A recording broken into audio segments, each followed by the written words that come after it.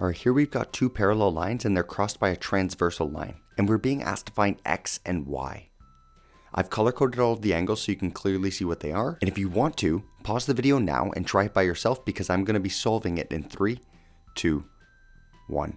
Okay, so we're going to start by looking at these two angles. And the reason is because they both involve an x, but they don't have a y. What you might notice is that these are alternate interior angles. And what that means is that they are congruent, or they are the same magnitude, the same value.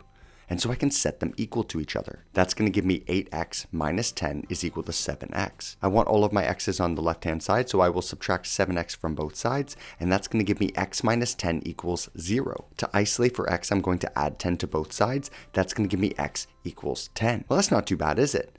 Can we use this information to solve for y? Of course. Next, I want you to look at these two angles right here. Now, sometimes these are called a linear pair because together these angles form a straight line, and that makes them supplementary angles. And the thing about supplementary angles is that they always add up to 180 degrees. So next I need to add these up to equal 180. So 6y plus 20 plus 7x equals 180. And maybe you're looking at this saying, hold up, last time I had one equation and one variable so I could solve for x, but this time I have one equation and two variables. So what do? Well, remember, we just solved for x. So instead of writing 7x, I might as well substitute in the x as 10. And what is 7 times 10? Well, it's just 70. So instead of writing 7x, I'm going to write 70. And now, as you can see, I can solve for y. 6y plus 20 plus 70 equals 180.